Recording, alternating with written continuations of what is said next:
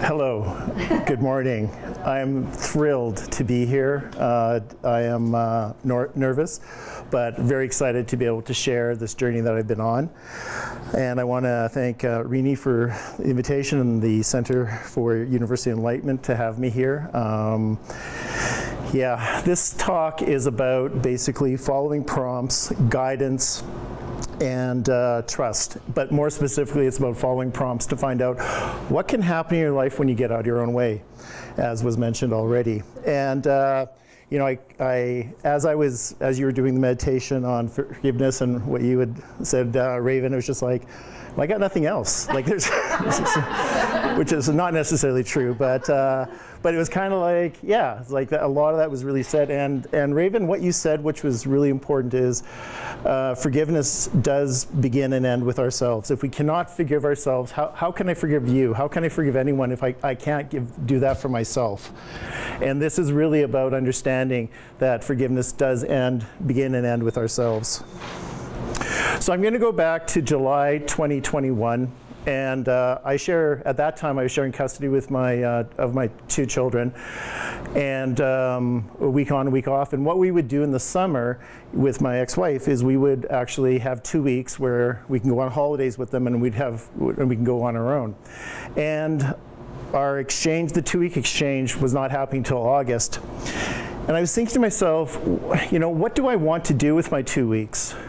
And I'd learned at this point to stop being specific when I ask and just be more kind of open to it, because my imagination of what I think I want pales in comparison to what shows up in my life.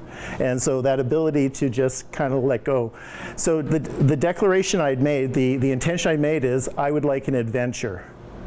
And I don't know what that meant. I don't know if I was going to take my e-bike and go cycling in the mountains or what I was going to do, but I really wanted an adventure. And this talk is about that adventure.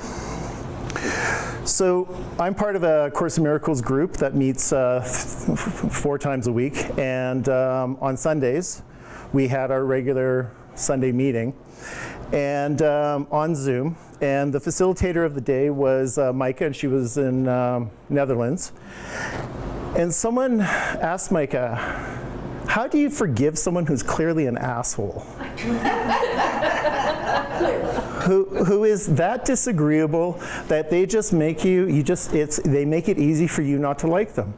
And without hesitation, what Micah said is, well, you have to forgive yourself for believing they've done anything to you in the first place. Forgive myself for believing. I have to forgive myself for believing. I wrote it down. I was like, it was like, what an interesting concept. It lit me up, and it was just like, not only did it light me up, but the thought would not leave me alone. It was like an earworm on steroids. It was there. It was there. It was never ending. It was just like, I have to forgive myself for believing. And so that was on August 15th. On the 20th, the following Friday, as I'm supposed to be looking for work, I am plagued by this. And I've created enough content to know that when I have something like that comes out, there's something there. So I made a bargain with myself. I'll just write a few out and just take care of them and just have them there so I don't have to worry about losing them. Because that was also the fear that I was going to kind of somehow, this idea was going to, disappear, as if. So 9 o'clock in the morning, when I'm supposed to be looking for work, I start writing them out, and 2 hours later I had 125 forgiveness declaration statements.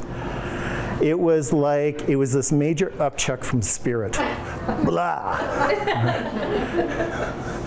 And as I'm writing these out, the noise in my head is, I should be looking for a job. Oh, I forgive myself for believing that I'm not going to be resourced. I forgive myself for believing I should be doing something other than I am at this moment. I forgive myself for believing that God doesn't have my back. And I had to drive somewhere, and as I'm driving, I'm leaving voice memos in my phone because I don't want to miss them. So 2 hours later, I have 125, and just like, okay, now what? And the prompt came, we'll type them out, like put them on a document. And that began a process of that to this day has never really ended about that following the prompts.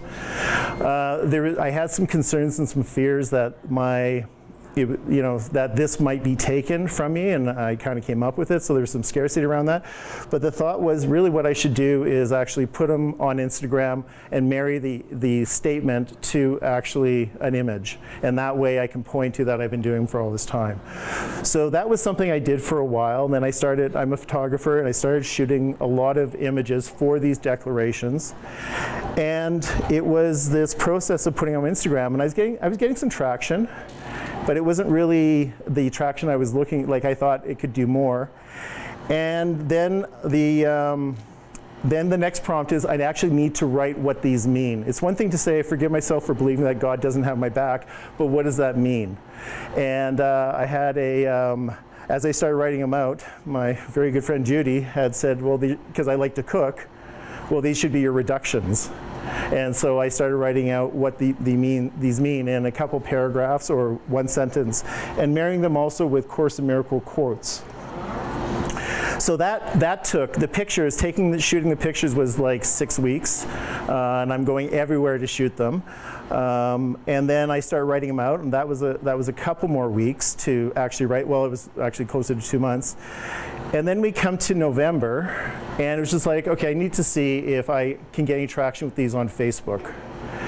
And I'm not a Facebook user. The platform doesn't resonate with me. It's like it's a lot of reading. I have actually a severe learning disability, so reading is not easy for me. So why would I do something that would spend that much time on it? And at the time, I had like 266 people that were friends, and I lose the sense of the word. And so I started putting them on Facebook. Within 30 days, I was maxed out to 5,000 people. I could not actually invite anyone else. Facebook was throttling my involvement. They were actually stopping me from inviting people. I was waking up to, it was not unusual to get 40 requests to join my page. Now I must say that a small portion of those were young Asian women. And as much as I like being told I have nice skin, it didn't really quite work for me. But it was this involvement, and it just kept coming, and so I was maxed out, and I was talking to friends who use Facebook and says, is this normal? And they're going, no. I spent 10 years trying to get 1,000 people. So that's when I knew there was something there. I didn't know what it was. And then the next prompt was, okay, so put them on Facebook. It says, well, I should actually start thinking about making them into the actual cards. And so it's like, okay, I need a graphic artist because I know this is beyond, I don't want to learn the skill to be able to do this. And I kind of figured I'd have to get them printed in China for the cost reduction. And 2 days later, after the thought that I need a graphic artist, someone came to me on LinkedIn, sought me out. And this particular Rod actually made me look stellar with these cards because he is a veteran in doing print and many things, and he knew all the ins and outs of it, and dealing with another country halfway around the world, such as China, to get these done. So we started working with Rod, and then it took about 3 months to actually place the order, and then dealing with the different culture and how they see things, which was at times bizarre. It was like my agent at the printing company, I don't hear from her for a week, and then she emails me back saying, sorry I was gone, I just gave birth yesterday. And it's just like, okay, that's a very different world. So we get them printed, we get the order made, it's all approved. I'm not sure how I'm going to pay this. A friend comes forward who's supposed to be here tonight, today, and he actually funds it. He had the money so I could actually bring these forward, and there was no effort with that. He offered, and it was just like, wow, that's amazing. And then so we send it to China, and it's a 3 to 4 month process of waiting. And what happens? Well, the Ukrainian war happens.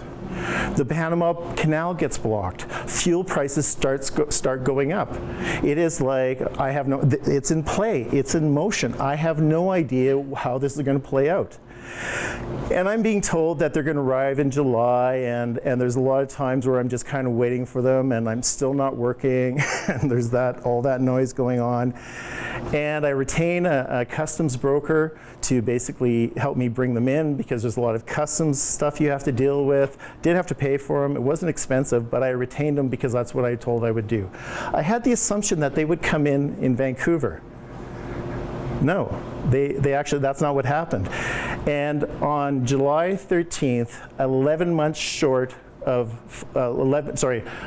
3 days short of 11 months, I had 500 boxes on my front doorstep. I kid you not, it's like they got beamed in. I'm still expecting customs to say, hey, you owe us some money. Because they were there, and they were like, and yeah, it was just like, they're like literally, they're just there, and I'm going, okay. And the website I was supposed to be building, I hadn't got to, and so now there's this mad fervor to actually start building a website, which I've done lots of. So it took me a couple weeks to do that. Then it was like, okay, Holy Spirit, now what? Now what's mine to do? And at that point it was, you need to get them in front of people. So I was prompted to go to Ascendant Books, and I showed them Ascendant Books, and it was a hell yes from the word go. Sure, we'll carry these. These are amazing. From that energy, like literally half an hour later, I go to Audra's Books. And Audra's Books is, yes, we'll take them and we'll carry them on consignment. And it was just like, I'm amazed. Then I go to Chapters in Indigo, and they accept them really quickly. Had an issue with the ISBN number. That got a bit weird, but it got dealt with. And what I've done, and what's happened as a guest, as Chapters holds my cards on consignment, I get the privilege of being a guest author. So yesterday was my 6th guest authorship out of 8 that I'm doing. And I've been in Calgary, Red Deer, and I was in St. Albert yesterday, and I'm in Sherwood Park next weekend, and then Northtown Mall the weekend, or vice versa. So I set up all these in August. Things are coming together. I have these guest authors that I get to be a part of, which I never considered myself to be an author. That was not my bucket list of having that recognition. And so it's like, okay, so this is all set up. We're now pushing the end of August. It's like, okay, now what? And it's like, you need to have a video for every single declaration card. There's 78 declaration cards in the set. I pared them back, and so I spent the next 2 weeks shooting 78 videos, and then the next week getting them up to my YouTube channels and the other places that I'm having them.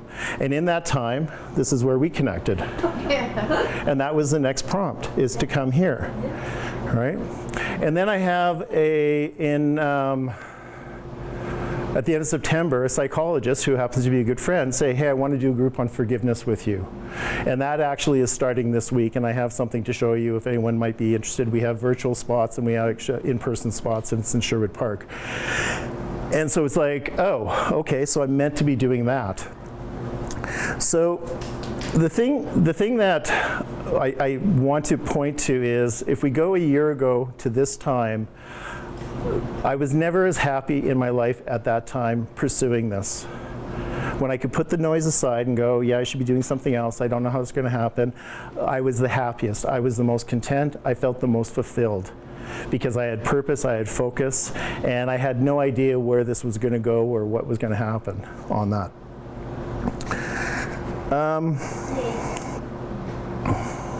Luke, we're over here, like, fit to be tied. Yeah, that's right. Right. Before holding ourselves.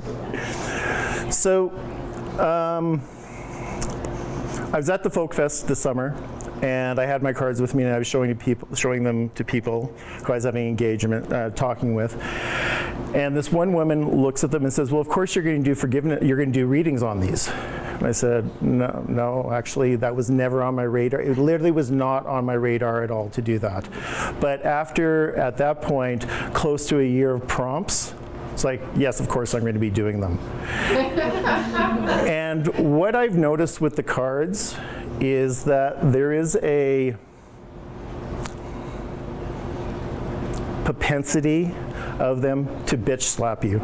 I don't know how to say it differently. There is just this kind of that times where this message comes that resonates so strong with people, they're actually shocked what they see. A drawing from 78 cards, they get this message that basically goes, that's right on the mark. And I've known people that, myself personally, where I keep getting the same card over, or the variations of the card. And it just keeps coming. And some that are going, I have no idea what this means because I don't see that, but upon reflection, and the card, I got the same card 3 times in 2 days.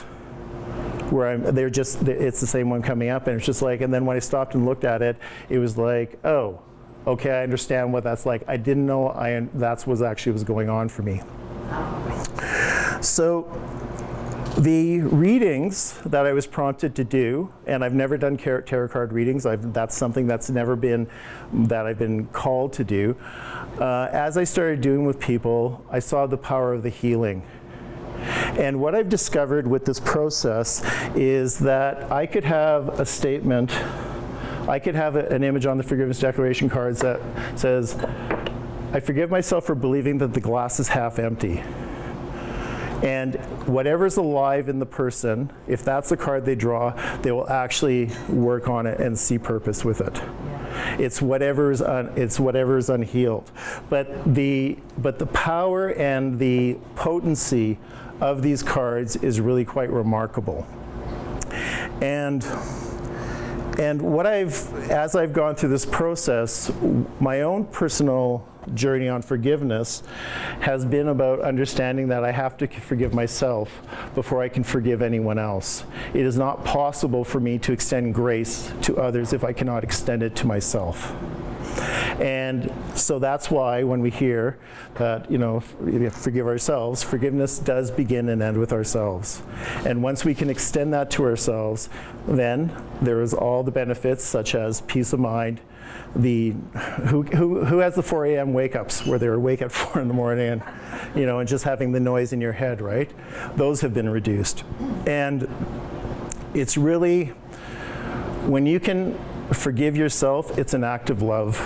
It's an act of affirmation of who you are, that I am worthy to be forgiven. I do not need to hold this. We've all heard the statement that anger and grievances are like holding onto a hot coal and expecting the other person to get burnt. Yes. Well, it doesn't serve. And as a Course in Miracles student, the Course is very clear that we're not forgiving anyone who we hold a grievance with. We're forgiving ourselves, and it's our own best interest, because we all go home together. Yes. I need to make sure that you guys are, I forgive you, and I'm not holding you hostage by my beliefs. And it's kind of like we're not going to go home unless I forgive you. And as I've tried to help people understand this concept, I forgive myself for believing, I'd like to use an analogy that I found to be quite effective. So let's say Connie and I are standing in line to go into a movie. We have our tickets in hand. The theater holds 500 people, and we're 200 people in. There's no question we're getting in that movie. And up ahead, somebody cuts in front of the line. And Connie looks at this person and goes, kind of ballsy. I don't know if I would do that. I look at this person and I'm pissed off. I'm angry. I'm like, who are you? What do you think you get to do that? Don't the rules apply to you? Well, we've just had the same stimulus. We've exactly shared the same experience. What is it about that Connie's perception and my perception are very different? And this is actually a true story with myself. I've amended it with somebody begging, like coming up and asking why I was in a line to go into a play, but I've amended it to this. And I was the one that took great objection to this person doing this. And so what I realized with that is I've internalized it that I've been harmed. I've internalized it that this person has done something to me. It's like when we're cut off in traffic and somebody does something, and then all of a sudden we are pissed off that they've done that. If we knew that they were trying to get to the hospital or something was dire, would we extend them grace? Of course we would. But it's how we internalize things. So the idea of I forgive myself for believing that this happened to me applies to everything in our life, because my perception of your wrongdoing or your wrongdoing is purely my perception. And I don't have any peace if I am basically entrenched in my belief. And Course in Miracles does talk about the fact that also miracle is simply choosing to see it differently and choosing to forgive. So what I'm going to do right now is I'm going to hand the cards out, and for those who would like to, and to pick a card and to see how. Just watch that, sweet. Yeah. I just want to win. Okay, yeah. And just see if they resonate with you. And as I always tell people, you don't pick the card picks you. So because we have to wrap up really sooner, like right away, the thing I invite you to look at the cards, and does anyone want to share on if it's how that impacted them or what they thought? Was it okay, Connie? I forgive myself for believing. I forgive myself for believing that the amount in my account defines who I am. Right. Which is really interesting because I just had shared before about that homeless guy, right? Yeah. And I'm defining who he is by how much he has. I do the same thing to myself.